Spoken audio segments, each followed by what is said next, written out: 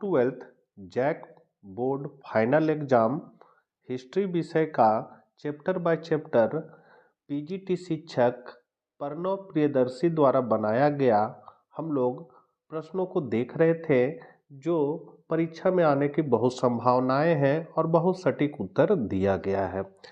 आज हम लोग अध्याय 6 के भक्ति सूफी परंपराएं, धार्मिक विश्वासों में बदलाव और श्रद्धा ग्रंथ के चैप्टर के प्रश्नों को देखेंगे। इसके पहले मैंने और भी वीडियो बनाया है, यदि उसको आप नहीं देखा है तो ऊपर आपको आई बटन पर या फिर चैनल के प्लेलिस्ट में भी जाकर आप देख सकते हैं। तो चलिए हम लोग नया कुछ सीखते हैं, और चैनल पर पहली बार है तो जरूर सब्सक्राइब कर लीजिए। तो आपका पहला क्वेश्चन है, भक्ति आंदोलन की प्रमुख विशेषताएं क्या है? भक्ति आंदोलन गुरु की श्रेष्ठता और हिंदू मुस्लिम एकता पर विशेष बल दिया। भक्ति आंदोलन के प्रवर्तक अनेक सामाजिक कुरीतियां, मूर्ति पूजा एवं जाति भेद की भावनाओं का विरोध करते थे। ऐसी स्थिति में विचारकों एवं संतों ने हिंदू धर्म की कुरीतियों को दूर करने के लिए एक अभियान प्रारंभ किया, जिसे भक्ति आंदोलन कहते हैं। इनकी मुख्य विशेषताएं निम्नलिखित है। पहला, एक विश्वर में आस्था का प्रचार प्रसार। बाहरी आडंबरों एवं कर्मकांड का विरोध भक्ति आंदोलन के संतों ने किया। तीसरा है, भक्ति आंदोलन के अनुसार यदि सच्ची भक्ति ईश्वर में है तो गृहस्थ में ही मोक्ष मिल सकता है। चौथा है, भक्ति आंदोलन के प्रवर्तकों ने वर्ण व्यवस्था का विरोध किया। ईश्वर के अनुसार सभी एक है। भक्ति आंदोलन के समर्थकों ने यह माना कि मानव सेवा सर्वोपरि है, इससे मुक्ति मिल सकता है। हिंदू मुस्लिम एकता का प्रयास किया। राम रहीम एक है, लोगों में जागृति लाने का प्रयास हुआ। अगला क्वेश्चन है, क्यों और किस तरह शासकों ने नयनार और सूफी संतों से अपने संबंध बनाने का प्रयास किया? तो चोल शासकों ने नयनार संतों के साथ संबंध बनाने पर बल दिया और उनका समर्थन हासिल करने का प्रयत्न किया। अपने राजत्व के पद को दैविक स्वरूप प्रदान करने और अपनी सत्ता के प्रदर्शन के लिए चोल शासकों ने सुंदर मंदिरों का निर्माण कराया और उनमें पत्थर तथा धातु से बनी नटराज तथा शिव की मूर्तियां स्थापित करवाई। इस प्रकार लोकप्रिय संत कवि आम जन भाषाओं में गीत रचते व गाते थे। चोल शासकों ने तमिल भाषा के शैव भजनों का गायन मंदिरों में प्रचलित किया। प्रांतक प्रथम ने संत कवि अप्पार, सनबंदर और सुंदार की धातु प्रतिमाएं एक शिव मंदिर में स्थापित करवाई। इन मूर्तियों को मात्र उत्सव के दौरान निकाला जाता था। सूफी संत सामान्यतः सत्ता से दूर रहने की कोशिश करते थे, किंतु यदि कोई शासक बिना मांगे अनुदान या भेंट देता था तो वे उसे स्वीकार करते। कई सुल्तानों ने खानखाओं को करमुक्त भूमि इनाम में दे दी और दान संबंधी रहने का स्थान स्थापित किए। सूफी संत अनुदान में मिले धन और सम्मान का इस्तेमाल जरूरतमंदों के खाने, कपड़े, रहने की व्यवस्था तथा अनुष्ठानों के लिए करते थे। शासक वर्ग इन संतों की लोकप्रियता, धर्मनिष्ठा और विद्वता के कारण उनका समर्थन हासिल करना चाहते थे। अगला क्वेश्चन है, चिश्ती सिलसिला का संक्षेप में उल्लेख करें। भारत में चिश्ती सिलसिले का संस्थापक ख्वाजा मोइनुद्दीन चिश्ती को माना जाता है।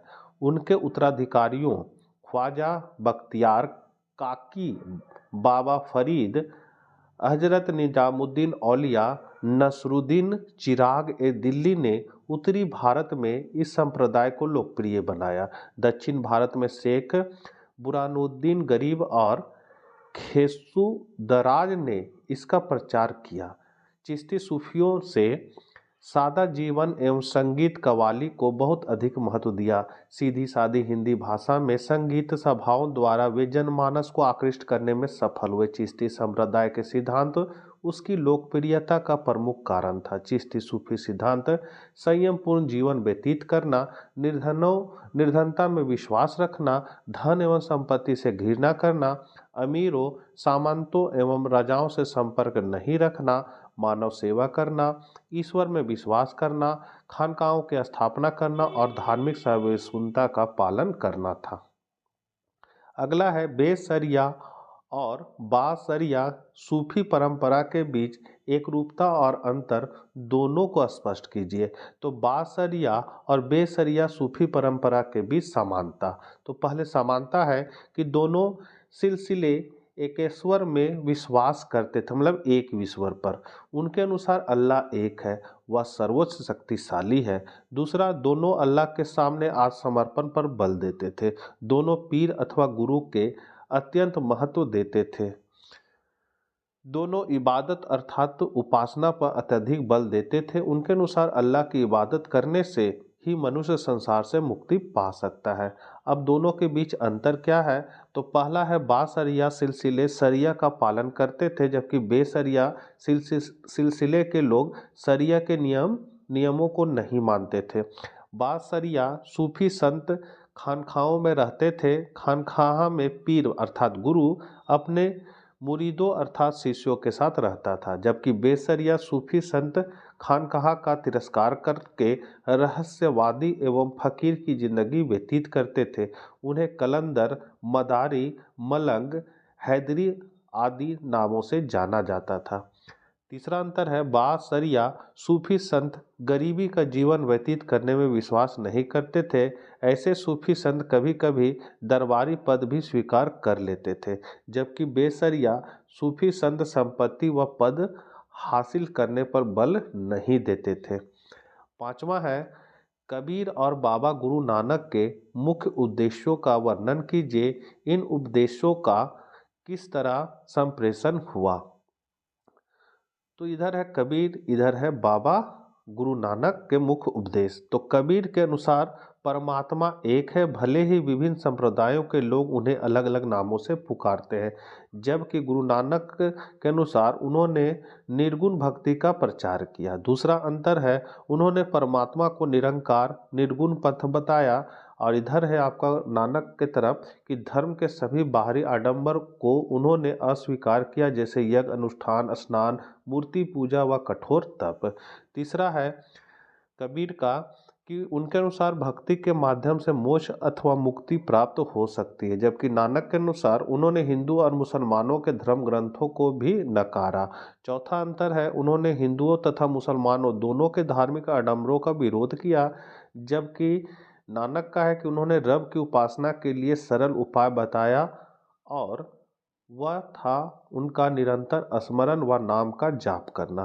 पांचवा है, उन्होंने जाति पाति भेदभाव, ऊंच नीच, छुआछूत आदि का विरोध किया, जबकि गुरु नानक का है कि उन्होंने अपने विचार पंजाबी भाषा शब्द के माध्यम से सामने रखे। बाबा गुरु नानक यह शब्द अलग अलग रागों में गाते थे और उनका सेवक मर्दाना रकाब बजाकर उनका साथ देता था। इस प्रकार कहा जा सकता है कि कबीर और बाबा गुरु नानक के उपदेश को लोगों ने हाथों हाथ लिया। छठा है, शेख निजामुद्दीन औलिया की खानखाह के सामाजिक जीवन के विषय में क्या जानकारी मिलती है? क्या खानखाह सामाजिक जीवन का केंद्र बिंदु थे? चर्चा करें। तो शेख निजामुद्दीन औलिया की खानखाह से कई महत्वपूर्ण तथ्य को जानने में सफलता मिलती है। यह खानखाह सामाजिक जीवन का केंद्र बिंदु है।